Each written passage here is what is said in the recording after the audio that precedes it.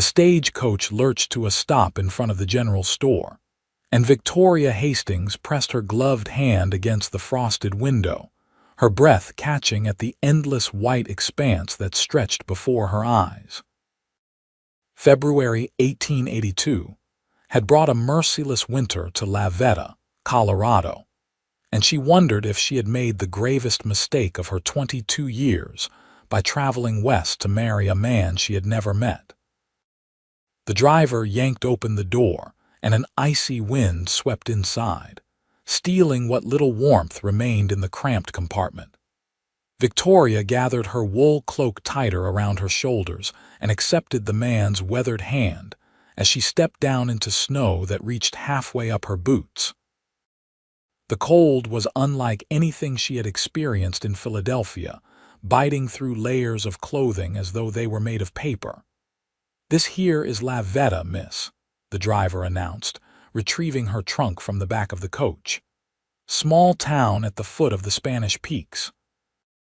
"You meeting someone?" "Yes," Victoria managed through chattering teeth. "A Mr. Thomas Whitfield. He wrote that he would collect me upon my arrival." The driver's expression shifted, something uncomfortable crossing his weathered features. "Whitfield, you say? That is unfortunate news, miss." "Thomas Whitfield took sick with pneumonia 3 weeks back. Buried him last Tuesday." The world seemed to tilt beneath Victoria's feet. She reached for the stagecoach to steady herself, her mind reeling with the implications. She had sold everything she owned to pay for passage west. She had no family to return to, no prospects in Philadelphia beyond the workhouse. The letters from Thomas Whitfield had promised a new life, a home, security. Now there was nothing. "I see," she whispered, though she did not see at all. The cold was making her thoughts slow and thick. "You got anywhere to go? Anyone to wire for money?" The driver's concern seemed genuine, but Victoria could see he was anxious to complete his route before another snowstorm hit. "No, I have no one. The boarding house might take you for a few days, but Mrs. Callahan runs a tight ship. Without money, I do not know how long she would let you stay." Victoria nodded numbly. The driver hefted her trunk onto his shoulder and gestured toward a narrow building with peeling white paint. They trudged through the snow, each step requiring effort in the bitter cold. The boarding house smelled of boiled cabbage and wood smoke. Mrs. Callahan, a stern-faced woman with iron-gray hair, listened to Victoria's situation with thinning patience. "I can give you 3 days," she said finally. "After that, you will need to find employment or move on. I am running a business, not a charity." 3 days. Victoria thanked her quietly and followed her up creaking stairs to a small room under the eaves. The moment Mrs. Callahan left, Victoria sank onto the narrow bed and allowed herself exactly 5 minutes of tears. Then she dried her eyes and began to assess her situation with the practical mind that had helped her survive as an orphan in Philadelphia's overcrowded streets. She had a little money, enough for perhaps a week of meals if she was careful. She had her clothing, her mother's wedding ring hidden in her bodice, and her father's watch, which she had kept despite every hardship. She would need to find work immediately. In a town this size, options would be limited for a woman alone. The next morning, Victoria ventured into the frozen streets of La Veta. The town was modest, consisting of a main street lined with weathered buildings that seemed to huddle together against the wind. She counted a general store, a saloon, a bank, a blacksmith, and what appeared to be a land office. Mountains rose in the distance, their peaks white against a gray sky. The general store seemed the most promising place to inquire about work. A bell jangled as Victoria pushed open the door, grateful for the warmth from the pot-bellied stove in the corner. A middle-aged woman looked up from behind the counter, her expression curious. "Help you, miss. I am looking for employment," Victoria said directly. "I can read, write, and cipher. I can sew, cook, clean, and I learn quickly. Do you know of anyone in need of help?" The woman studied her for a long moment. "You are the mail-order bride who came for Thomas Whitfield." It was not a question. In a town this small, everyone knew everyone else's business. Victoria nodded. "Poor thing. That must have been quite a shock." The woman's voice softened slightly. "I am Sarah Miller.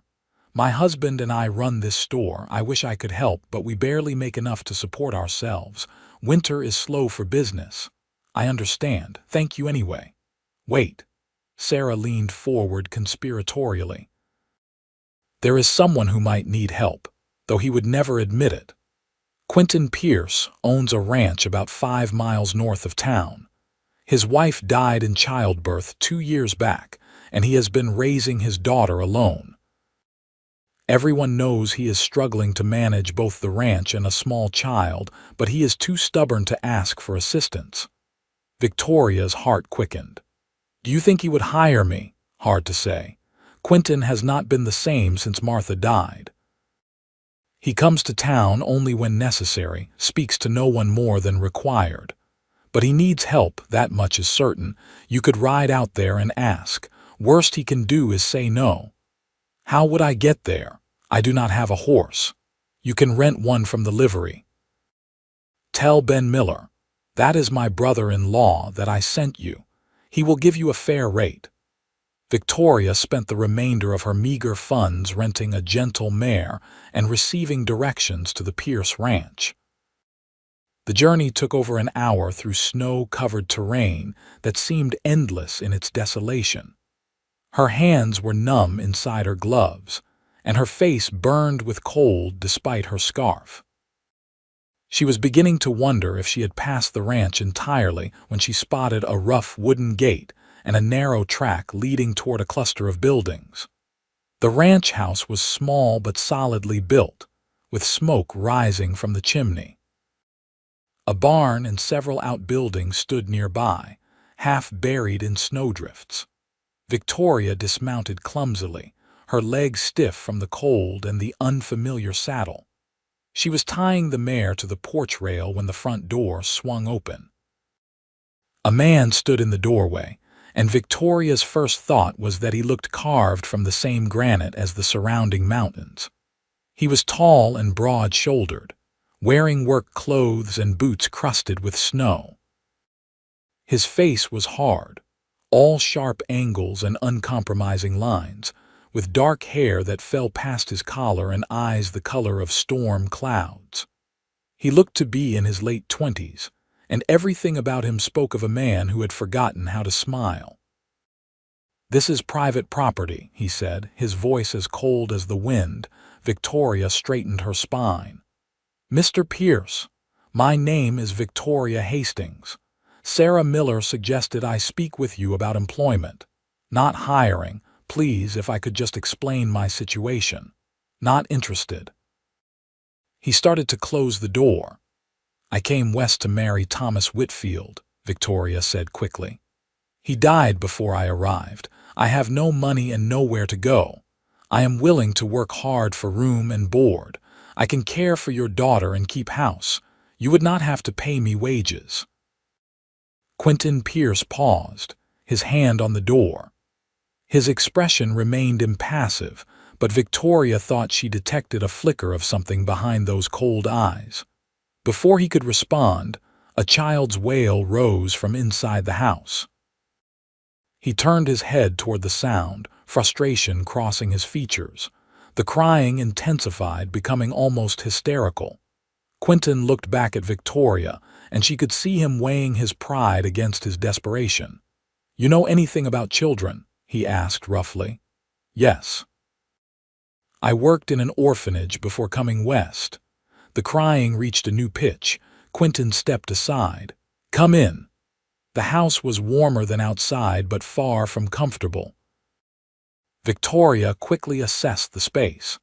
A main room with a fireplace, a kitchen area cluttered with dirty dishes, a corridor leading to what she assumed were bedrooms.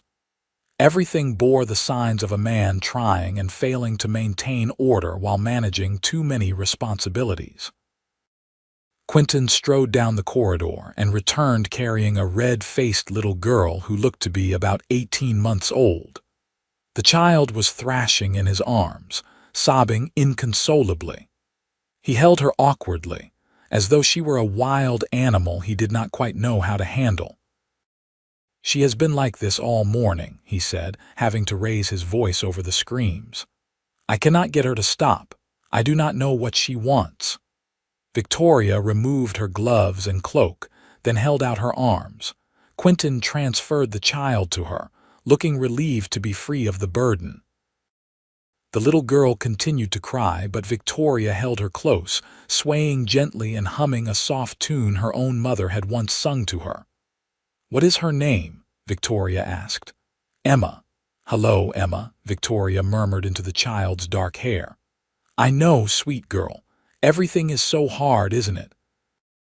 But you are safe. You are warm. Everything will be all right." Gradually, the sobs subsided into hiccuping breaths. Emma's small fists clutched at Victoria's dress. Victoria continued swaying and humming, moving closer to the fireplace for warmth. She noticed the child's clothes were damp. "I think she needs changing," Victoria said, "and probably she is hungry. When did she last eat?" Quentin ran a hand through his hair, looking embarrassed. "I gave her bread this morning. She threw most of it on the floor. Do you have milk? Eggs? Might be some eggs in the cold box outside." "Milk is in the well house. Would you mind fetching them? I will see to Emma." For a moment, Victoria thought he might refuse, unused to taking direction in his own home.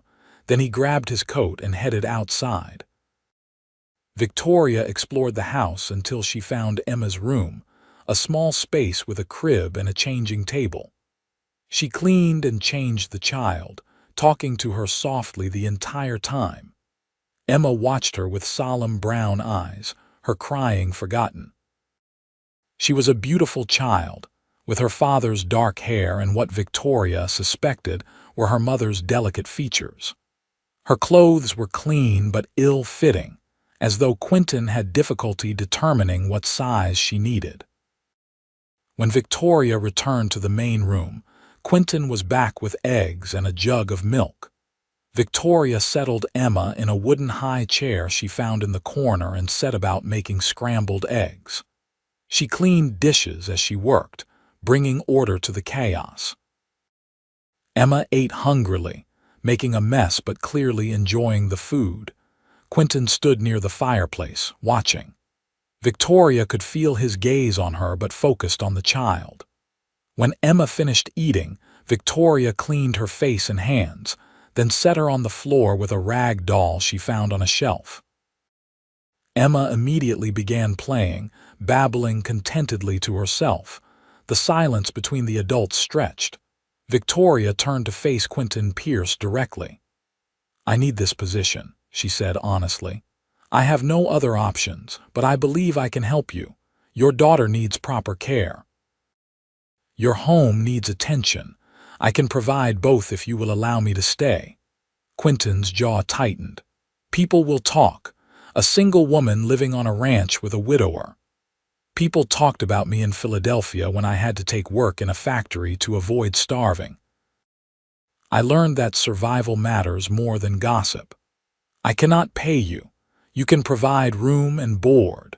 That is payment enough until I can save enough to determine my next step." He studied her for a long moment, and Victoria forced herself to meet his gaze steadily. She could see the war in his eyes between suspicion and need. Finally, he gave a curt nod. "There is a room off the kitchen. Was meant to be a hired hand's quarters. It is small but has a stove. You can stay there. I expect meals cooked, house kept clean, and Emma cared for. In exchange, you get room, board, and a small wage when I can manage it." "Agreed." Relief flooded through Victoria. "Agreed. I will take you back to town to collect your things." The ride back to Lavetta was silent. Quentin drove a wagon pulled by two sturdy horses. and Victoria sat on the bench beside him, very aware of the solid, unyielding presence of the man next to her. He had not asked about her past beyond confirming she had experience with children. He offered no information about himself. The silence was not exactly comfortable, but neither was it hostile. At the boarding house, Victoria quickly gathered her belongings. Mrs. Callahan seemed relieved to see her go. Sarah Miller, whom Victoria stopped to thank, looked worried. "Are you certain about this?" Sarah asked quietly. "Quentin Pierce is not known for his warm nature, and living out there so isolated with winter still fierce." "I am certain," Victoria said, more confidently than she felt. "Thank you for the suggestion. You may have saved my life." The return journey passed in the same silence. Darkness was falling by the time they reached the ranch, and the temperature had dropped further. Quentin showed Victoria to her room, a small space with a narrow bed, a chest of drawers, a table with 2 chairs, and indeed a small stove. The room was cold, but Quentin quickly started a fire. "Sheets are in the chest," he said. "There is a well behind the house for water. Privy is out back. I will expect breakfast at dawn." Then he left, closing the door behind him. Victoria stood in the center of the room, listening to his boots on the floorboards, the sound of Emma babbling, the low rumble of his voice responding. Then the house grew quiet. She made up the bed with sheets that smelled of cedar and lay down fully clothed, pulling the quilts up to her chin. The stove radiated warmth, but it would take time for the room to become truly comfortable. Through the thin walls, she could hear Quentin moving around, the creak of the rocking chair, the soft sounds of him settling Emma for the night.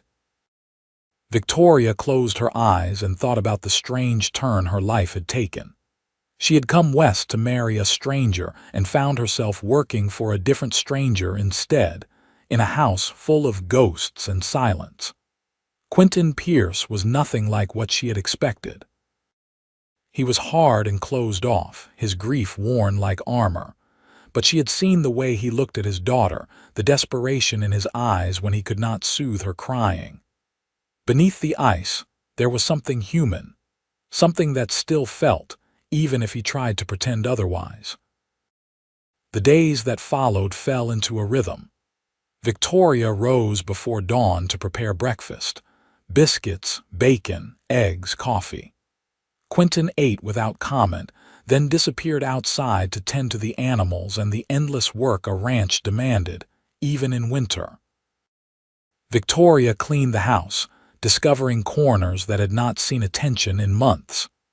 She cared for Emma, who gradually warmed to her, eventually reaching for Victoria when she entered a room and crying when she left. The house itself began to transform. Victoria washed curtains and beat rugs. She organized the kitchen and mended clothing. She discovered a root cellar stocked with preserved vegetables and used them to make hearty stews that actually brought a flicker of appreciation to Quentin's face. Though he never spoke the words, communication between them remained minimal. Quentin spoke only when necessary, asking about supplies needed or informing her he would be working in a distant pasture. He never asked about her past, never shared details of his own. At meals, they sat in silence broken only by Emma's cheerful babbling, but Victoria noticed things. She noticed how Quentin always made sure the woodpile near her room was stocked. She noticed that he brought back special items from town, things she had mentioned needing in passing. She noticed how he sometimes stood in the doorway watching her play with Emma, an expression on his face that was equal parts longing and pain. 2 weeks after Victoria's arrival, a blizzard struck with such ferocity that Quentin barely made it back from the barn. Victoria heard him stumbling onto the porch and rushed to open the door. He fell inside, covered in snow, his lips blue with cold. "Get those wet things off," Victoria ordered, her nursing instincts taking over. She built up the fire while Quentin stripped off his frozen coat and boots. His hands shook too badly to manage the buttons on his shirt, and without thinking, Victoria stepped forward to help. "I can manage," he said roughly, but his fingers proved him wrong. "Do not be stubborn," Victoria said. "You will catch your death." She unbuttoned his shirt with brisk efficiency, trying to ignore the fact that she was undressing a man she barely knew. Quentin stood rigid, not helping but not hindering. His skin was like ice beneath her fingers. She wrapped him in quilts and pressed a cup of hot coffee into his hands. "Drink," she commanded. To her surprise, he obeyed. Color gradually returned to his face. Emma, sensing the tension, toddled over and patted Quentin's knee. He looked down at her, and something in his expression cracked slightly. "Thank you," he said quietly to Victoria, "for helping." It was the first time he had thanked her for anything. Victoria nodded, suddenly feeling awkward. "You would have done the same." "Would I?" There was something bitter in his voice. "I am not known for helping people, Miss Hastings." "Victoria," she said. "If we are going to live in the same house, you should call me Victoria." He met her gaze. "Quentin." It felt like something significant, that exchange of names. A small bridge built across the distance between them. The blizzard lasted 3 days. Snow piled against the windows, and the wind howled like a living thing. Quentin could not go outside except to tend the animals in the barn, and even that was dangerous. He strung a rope between the house and the barn to avoid getting lost in the whiteout conditions. Being confined together in the house forced a different kind of interaction. Quentin played with Emma in the evenings, getting down on the floor to build towers of blocks that she delighted in knocking over. Victoria caught herself smiling at the sight, at the way his stern face softened when his daughter laughed. One evening, as Victoria mended one of his shirts by the fireplace and Quentin carved a wooden toy for Emma, he spoke suddenly. "My wife Martha died giving birth," he said, his voice low. "The baby, a son, died too. Emma was not yet a year old. Martha had complications. The doctor from town could not reach us in time because of a storm, much like this one." Victoria's hand stilled on the shirt. She looked up to find Quentin staring into the fire, his jaw tight. "I blamed myself," he continued. "I brought her out here to this isolated place. If we had been in town near proper medical care, maybe she would have lived. I blamed God. I blamed the weather. I blamed everyone and everything, and it did not bring her back." "I am sorry," Victoria said softly. "That is a terrible loss. After she died, I stopped feeling much of anything. It was easier that way. I took care of Emma because I had to, but I was not really present, not the way a father should be. Then you arrived, and I watched you with her, and I saw what I had been denying my daughter. Real care, real affection." Victoria's throat tightened. "You love her, that much is clear. Do I, or do I just go through the motions?" He finally looked at Victoria. "You brought warmth back into this house. I did not realize how cold it had become until you were here." "The house was not the only thing that had gone cold," Victoria said gently. Quentin held her gaze for a long moment, and Victoria felt something shift between them, the air charged with an awareness that had been building beneath the surface for weeks. "No," he agreed quietly. "It was not." After that night, things changed. Quentin began to talk more, sharing stories about the ranch, about his plans for spring. He asked Victoria about her life in Philadelphia, and she told him about growing up in the orphanage, about her struggle to survive alone after aging out of the system, about the desperate loneliness that had led her to answer Thomas Whitfield's advertisement. "You regret it?" Quentin asked one evening. Coming west, they were sitting at the table after Emma had gone to sleep. Outside, the wind had finally calmed and stars were visible through the window. Victoria considered the question carefully. "I regret that a man died." I regret that I never had the chance to know if we could have built a life together. But do I regret being here in this place with you and Emma? No, I do not regret that. Quentin reached across the table and took her hand. His palm was calloused from work, warm and solid. Victoria's heart began to race. I am not good with words, he said. I am not good with feelings. Martha used to tease me about being too serious, about keeping everything locked inside. But I want you to know that you have done more than help with the house and Emma. You have reminded me what it feels like to be alive. Victoria turned her hand to lace her fingers through his. You have given me a home when I had nowhere else to go. You have treated me with respect and kindness, even when you were struggling with your own pain. That means more than you know. They sat like that for a while, hands joined across the table, the silence between them now full of possibility rather than emptiness. Spring arrived gradually, the snow melting in patches to reveal the brown grass beneath. Quentin began preparing for calving season, which meant long hours in the pastures and little sleep. Victoria took on additional responsibilities without being asked, ensuring he had hot meals whenever he returned and taking complete care of Emma. One afternoon in early April, Quentin came back from checking the herd to find Victoria in the kitchen garden, turning soil for planting. She had pushed up the sleeves of her dress, and her face was flushed with exertion. Emma played nearby, digging happily in a patch of dirt. Quentin stood watching for a moment, struck by the rightness of the scene. This was what had been missing for 2 years, life and warmth and the promise of growth.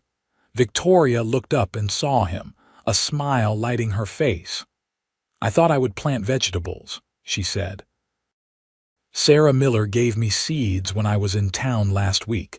We could have fresh produce by summer. Town? I did not know you went to town. I rented a horse. Emma and I rode in together. I hope that was all right.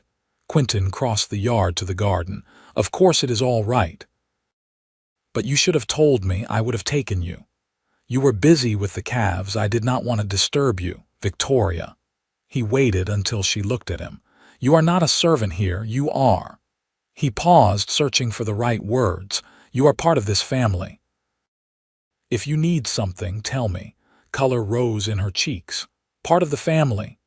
Yes. He crouched down beside her, very aware of Emma watching them with interest. I have been thinking about this for weeks, trying to determine the right time, the right words. But I am not good at waiting or at pretty speeches, so I am just going to say it plain. I want you to stay, Victoria, not as hired help, as my wife. Victoria's eyes widened. Quentin.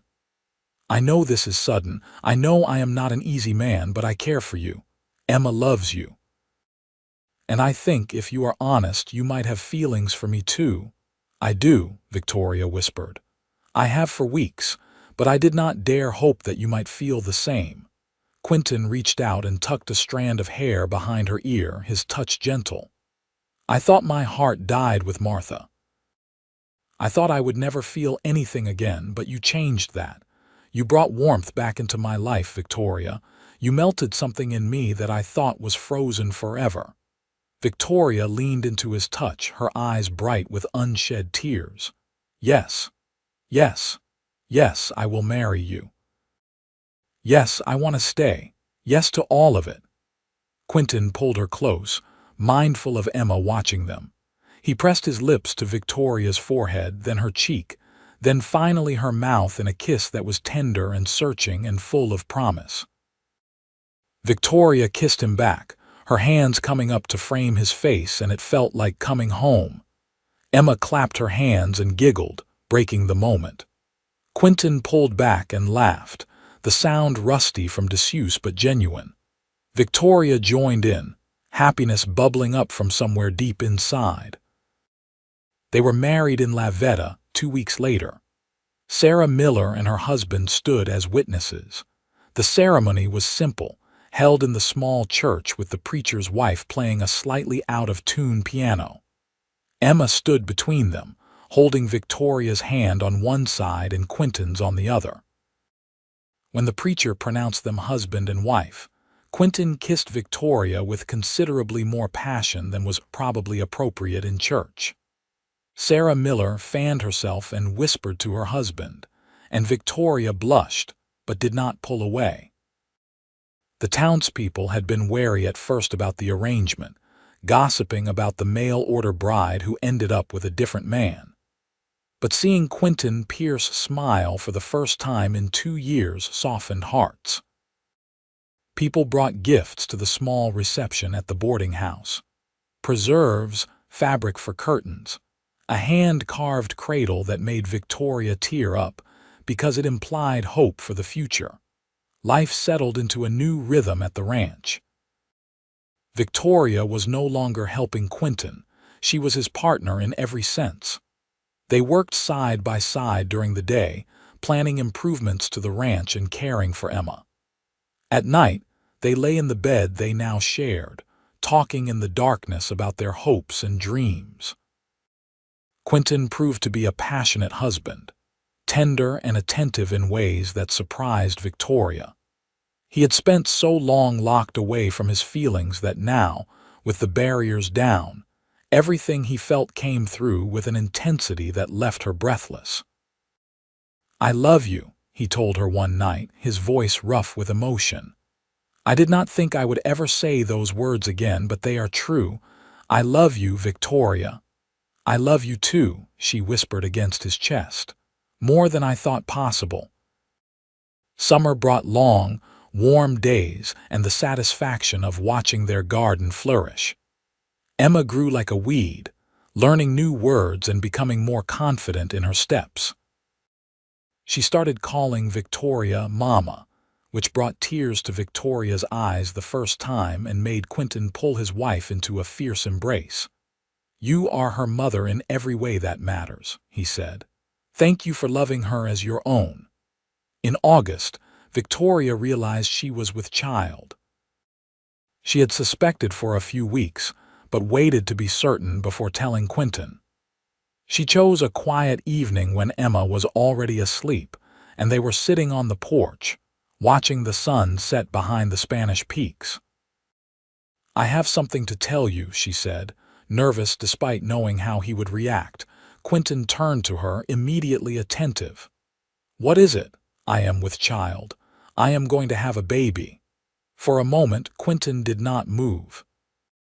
Victoria saw fear flicker across his face, the memory of Martha's death still vivid. Then he took a shaky breath and pulled Victoria into his arms. "Are you all right? Do you feel well? Should we go to town and see the doctor?" "I am fine," Victoria assured him. "Healthy and strong. But I know this must bring back difficult memories for you." "It does," Quentin admitted. "I am terrified, but I am also happy, Victoria. We will make sure you have the best care possible. I will not take any chances with your health."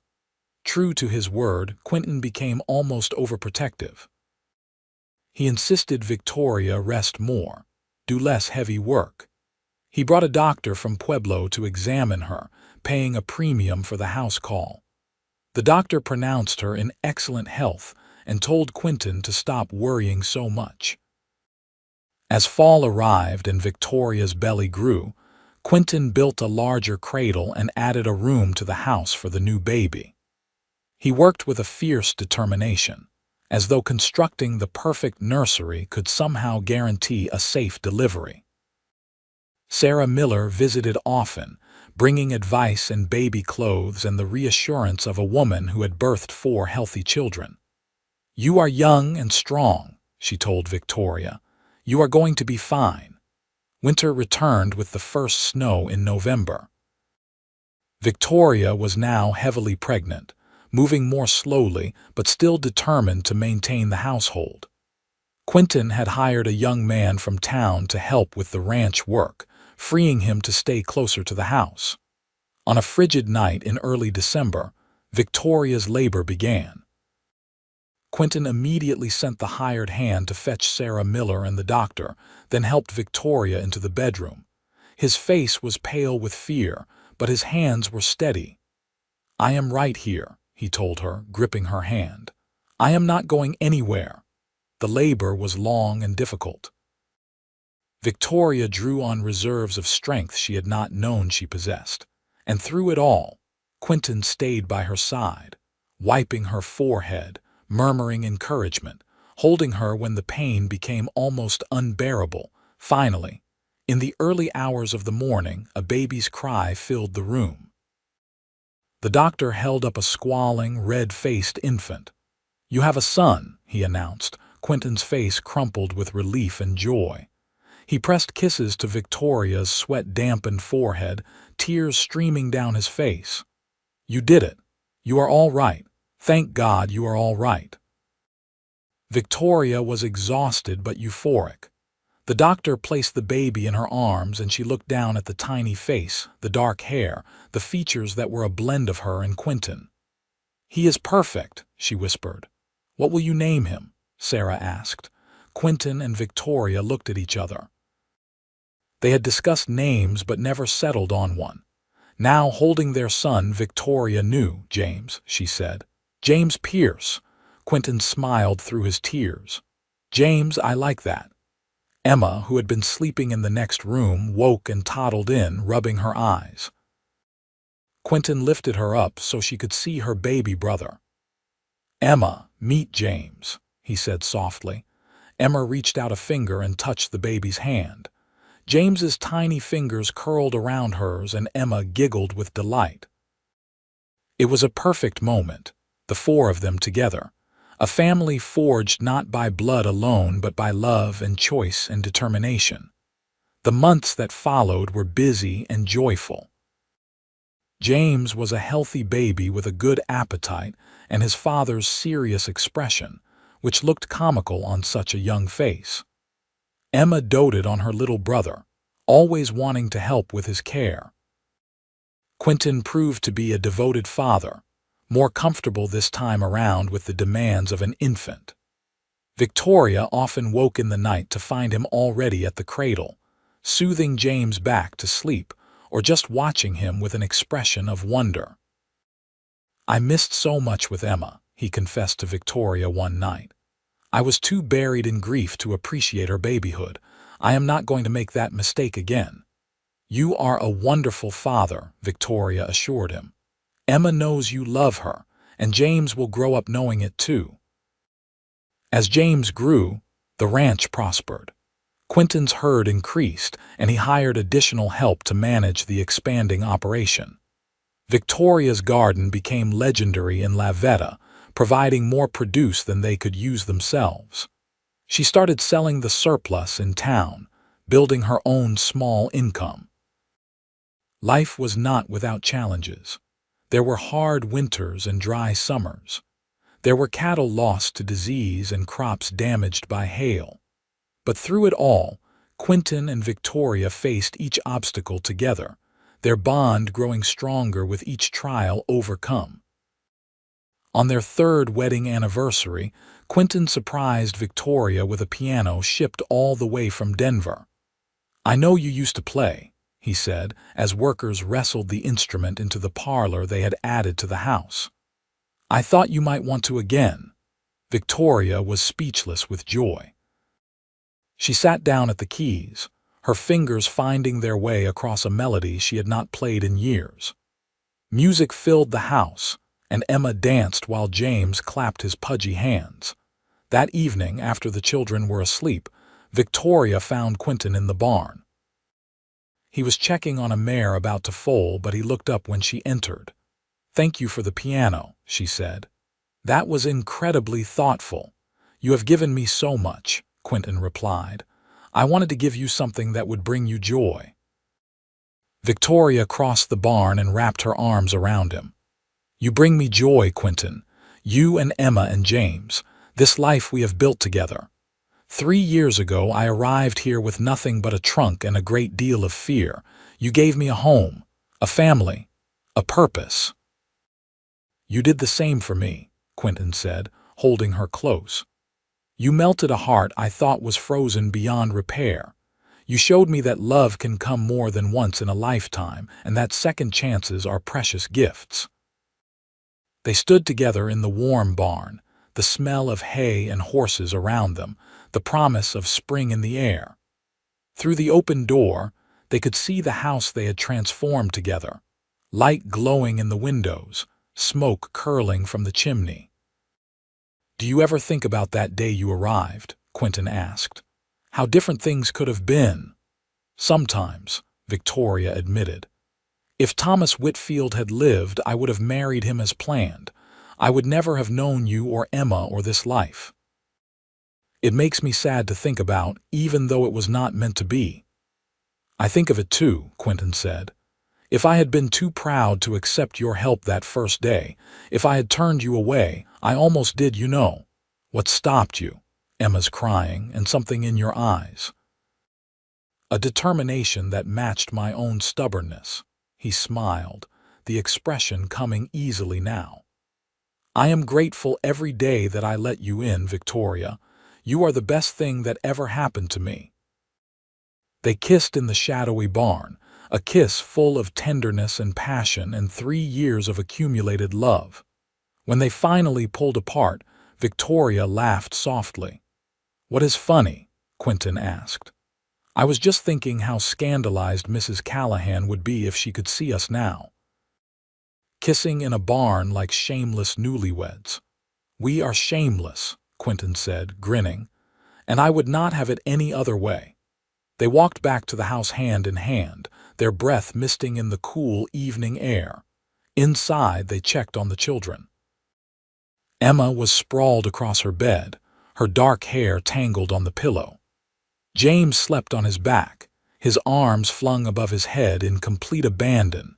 In their own bedroom, they prepared for sleep with the easy familiarity of a long-married couple. Victoria brushed out her hair while Quentin banked the fire. They climbed into bed together, and Quentin pulled Victoria close, her back against his chest, his arm around her waist. "I love our life," Victoria murmured, already half asleep. "So do I," Quentin replied, pressing a kiss to her shoulder. "So do I." The years continued to pass, marked by the changing seasons and the growth of their children. Emma started school in town, riding in with Quentin several days a week. She was a bright, cheerful child who made friends easily, though she always maintained a special bond with Victoria. "You are my real mama," Emma told Victoria firmly when she was 7 years old. "I know I had another mama before, but I do not remember her. You are the one who reads to me and fixes my hair and knows when I am sad. You are my mama." Victoria hugged her tightly, tears in her eyes. "And you are my daughter, always." James grew into a sturdy boy who followed his father everywhere, pestering Quentin with endless questions about the ranch and the animals and how things worked. Quentin answered patiently, remembering his own father doing the same for him. When James was 4 and Emma was 8, Victoria discovered she was pregnant again. This time there was no fear, only joy. The pregnancy was easier than the first, and on a warm day in June, Victoria gave birth to twin girls. Quentin held both babies at once, one in each arm, looking overwhelmed and delighted. "Two," he kept saying. "We have 2 more." They named them Margaret and Ruth after Victoria's mother and Quentin's mother. The twins were identical, with their mother's lighter hair and a mischievous streak that kept everyone on their toes. The house, which had started as a small structure for a single man and his daughter, had expanded multiple times to accommodate their growing family. It now sprawled across the property, with bedrooms for all the children, a large kitchen where the family gathered for meals, and that cherished parlor with the piano. Music filled the house regularly now. Victoria had taught Emma to play, and the girl showed real talent. On winter evenings, Emma would play while the family sang together, James's voice starting to crack as he entered his teenage years, the twins dancing and giggling. Sarah Miller often commented that the Pierce Ranch had become the heart of the community. People were drawn to the warmth and joy that radiated from the family. Quentin, once known as the coldest, most unapproachable man in La Veta, was now someone people sought out for advice and assistance. "You changed him," Sarah told Victoria one afternoon as they canned vegetables together. "Everyone says so. He was like a dead man walking after Martha died. Now look at him." They watched through the window as Quentin worked with James in the corral, teaching the boy to rope. Quentin's face was animated, patient, alive in a way he had not been for so long. "He changed me too," Victoria said. "I was so lost when I arrived here, so frightened and alone. He gave me a purpose and a home. We saved each other, I think." As the children grew older, the ranch continued to thrive. James showed a natural aptitude for ranching and announced at 15 that he wanted to work the land with his father rather than pursue further schooling. Quentin was quietly proud, though he made sure his son understood the hard work involved. Emma, on the other hand, had dreams of becoming a teacher. She studied diligently and, at 17, passed the examination to teach in a small school 2 towns over. Quentin struggled with the idea of his daughter leaving home, but Victoria gently reminded him that they had raised Emma to be independent and strong. "She will come back," Victoria assured him. "This is her home. She is just spreading her wings for a while." The twins, at 13, were already showing distinct personalities despite their identical appearance. Margaret was quiet and studious, content to spend hours reading or helping Victoria in the garden. Ruth was adventurous and outspoken, always getting into mischief and making the family laugh with her antics. On Quentin and Victoria's 10th wedding anniversary, the entire family gathered for a celebration. Quentin had arranged for a photographer to come from Pueblo to take a family portrait, an extravagance that made Victoria cry with happiness.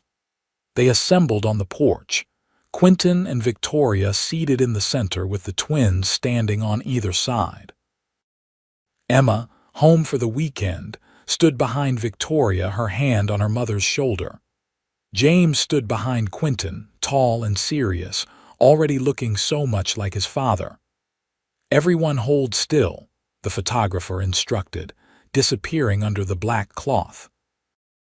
The flash popped, capturing the moment forever. A family united, prosperous, filled with love. When the photograph was developed weeks later, Victoria framed it and hung it in the parlor. She often found herself pausing to look at it, marveling at how far they had all come. That night, after the children had gone to bed and the house was quiet, Quentin and Victoria sat on the porch as they so often did. The stars were brilliant overhead, and the air was warm with the promise of summer. 10 years, Quentin mused. It feels like both forever and no time at all. "I know what you mean," Victoria said. "Sometimes I still remember that first day, how terrified I was, how cold everything seemed. And how stubborn I was," Quentin added with a rueful smile. "I almost sent you away, Victoria. That would have been the biggest mistake of my life." "But you did not send me away. You let me stay, even though it was hard for you to accept help, even though you were buried so deep in grief that you could barely see daylight." Quentin took her hand, threading their fingers together as he had done so many times over the years. "You brought the daylight with you. You brought warmth and life and hope. You melted my frozen heart, Victoria, and I have been grateful every single day since." Victoria leaned her head on his shoulder, content and peaceful. "We built something good here, didn't we? A real family. A real home." "We did," Quentin agreed. "And I plan to spend the rest of my life making sure you never regret choosing to stay." "I could never regret it," Victoria said firmly. "This is where I belong, with you." They sat together in the darkness, comfortable in the silence, secure in their love. Inside the house, their children slept safely. Around them, The ranch they had built together stretched out in all directions. And above, the stars wheeled slowly across the sky, bearing witness to a love that had conquered cold and grief and loneliness. More years passed, bringing both joy and sorrow as they always do. Sarah Miller passed away peacefully in her sleep at the age of 70, and Victoria mourned the loss of the woman who had shown her such kindness when she first arrived in Lavetta. Emma married a kind schoolteacher and gave Quentin and Victoria their first grandchild, a boy they named Quentin Jr. James took over more responsibility on the ranch as Quentin's hair turned gray and his joints began to ache on cold mornings. Margaret married a banker from Pueblo and moved away, though she visited often. Ruth, true to her adventurous nature, shocked the family by announcing she planned to attend a women's college in Denver to study medicine. A woman doctor, Quentin marveled, shaking his head in wonder. "My daughter a doctor. Are you proud or horrified?" Victoria asked, amused. "Proud," Quentin said immediately. "Always proud. All our children have turned out well, Victoria. We did good work together." Victoria's health remained strong well into her 50s, though she moved a bit slower and her hair had gone completely silver. Quentin's beard was now more white than dark, and he walked with a slight limp from an old injury, but his love for Victoria had never diminished. If anything, it had grown deeper with time. They celebrated their 25th wedding anniversary surrounded by children and grandchildren. The house was full to bursting with family, laughter echoing off the walls. Emma played the piano while her children danced. James and his wife chased their toddler around the parlor. Margaret discussed politics with her banker husband while Ruth regaled them all with stories from medical school. Quentin pulled Victoria aside at one point, leading her out to the porch where they could have a moment of quiet amid the chaos. 25 years, he said, echoing his words from their 10th anniversary. "I love you more today than I did the day I married you, Victoria." "I did not think that was possible, but it is true." "I love you too," Victoria replied, cupping his weathered face in her hands. "You have been my partner, my love, my best friend. Thank you for building this life with me." "Thank you for arriving on that frozen day in February," Quentin said. "Thank you for seeing past my anger and grief. Thank you for loving Emma as your own. Thank you for every meal cooked and every word of encouragement and every moment of warmth you brought into my life." They kissed, and from inside the house, their children and grandchildren cheered and whistled, making them both laugh and pull apart, blushing like newlyweds. As evening fell and the family began to settle for the night, Victoria stood at the parlor window, looking out at the ranch bathed in moonlight. Quentin came to stand beside her, slipping his arm around her waist. "What are you thinking about?" he asked. "About how different my life could have been," Victoria said.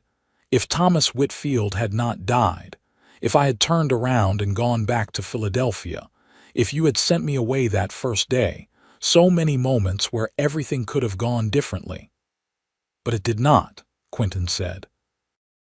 "You came to Colorado in the winter. I kept you warm, and you melted my frozen heart. That is our story, Victoria, and I would not change a single moment of it." Victoria turned in his arms and kissed him deeply, pouring 25 years of love into that kiss. When they finally pulled apart, both were breathless. "Neither would I," she whispered. "Neither would I." The years continued their inevitable march. Victoria and Quentin grew older, their pace slower but their love undiminished. They became great-grandparents multiple times over. The ranch, now primarily managed by James and his sons, continued to prosper. Emma's children followed in their mother's footsteps, becoming teachers and spreading learning throughout Colorado. Ruth became a respected doctor in Denver, one of the first women to establish her own practice. On a spring morning when Victoria was 68 and Quentin 72, they sat together on the porch as they had done thousands of times before. The mountains were green with new growth, and wildflowers dotted the meadows. A breeze carried the scent of pine and fresh earth. "It has been a good life," Victoria said contentedly. "The best," Quentin agreed. "I have no regrets, Victoria, none. Neither do I." They sat in companionable silence, hands joined, watching the sun climb higher in the sky. Inside the house, they could hear James's wife preparing breakfast, the sounds domestic and comforting. In the distance, cattle lowed and birds sang their morning songs. "You remember when you first arrived?" Quentin asked. "How cold everything was, how frozen I had become." "I remember," Victoria said. "I remember thinking you were the hardest man I had ever met, all granite and ice. And now I know that beneath the ice was a heart that just needed warmth to thaw, a man capable of deep love if only someone could reach him." Quentin raised her hand to his lips and kissed it tenderly. "You reached me, Victoria. You saved me. I hope you know that." "We saved each other," Victoria corrected gently. "I needed you just as much as you needed me." They sat together as the morning grew warmer. Two people who had found each other against all odds and built a love that had endured for decades. Around them, the ranch they had built together stood as a testament to their partnership. Inside the house, their family's legacy continued through children and grandchildren who carried forward the values of love, hard work, and determination that Quentin and Victoria had instilled. As the sun reached its zenith and the day grew warm, Quentin and Victoria rose from their chairs. They walked together through the house they had shared for so many years, past the piano that had brought so much music into their lives, past the photographs documenting their family's growth, past the rooms where their children had grown up. In their bedroom, Victoria paused to look at a small daguerreotype on the dresser. It showed her on her wedding day, young and hopeful, standing beside a serious-faced Quentin who was just beginning to learn how to smile again. Emma stood between them, just a toddler, looking at the camera with solemn eyes. "We were so young," Victoria murmured. "We were," Quentin agreed, coming to stand behind her, his arms encircling her waist. "But we knew what mattered. We knew that love was worth fighting for. That family was worth building. That second chances were precious gifts." Victoria turned in his embrace and rested her head against his chest, listening to the steady beat of his heart, that heart that she had helped to heal. That heart that had given her a home and a family and a love beyond her wildest dreams. "I would do it all again," she said. "Every moment, every challenge, every joy, all of it." "So would I," Quentin whispered into her hair. "So would I."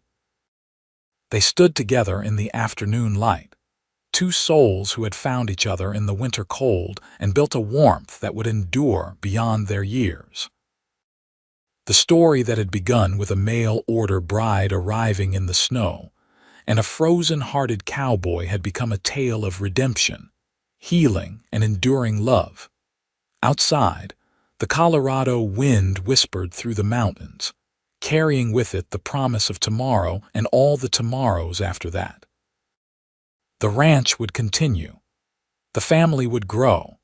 The legacy of love that Quentin and Victoria had created would ripple forward through generations yet unborn.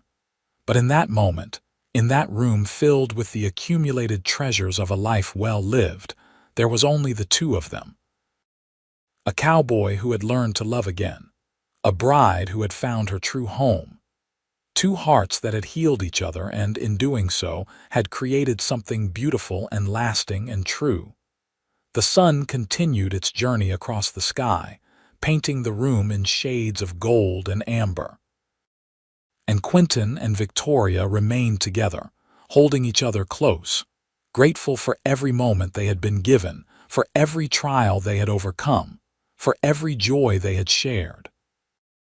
Their story, which had begun in the bitter cold of a Colorado winter, had become a testament to the power of love to transform lives, to heal broken hearts, and to build something enduring from the ashes of loss and loneliness. It was a story that would be told by their grandchildren and great-grandchildren, a story of hope and perseverance, and the unwavering belief that even the coldest heart could be warmed, even the deepest grief could be healed, and even the most unlikely love could become the foundation of a lifetime of happiness. As evening approached and the family gathered once more around the dinner table, Victoria looked at the faces of her children and grandchildren, at Quentin seated at the head of the table with a grandchild on his knee, and she felt a profound sense of gratitude. This was the life she had been meant for. These were the people she had been meant to love. This was the home she had been searching for when she stepped off that stagecoach so many years ago into the frozen streets of Lavetta. And as Quentin caught her eye across the table and smiled at her with all the love and warmth that had grown between them over the decades, Victoria smiled back, knowing that she had found something more precious than gold, more valuable than any riches. She had found love.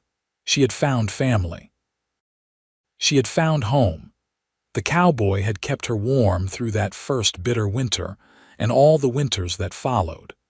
And she had melted his frozen heart, bringing warmth and light and love back into his life. Together, they had created something beautiful and lasting, a legacy of love that would endure long after they were gone. And that, Victoria thought as she looked around the table at the family they had built together, was the greatest gift of all.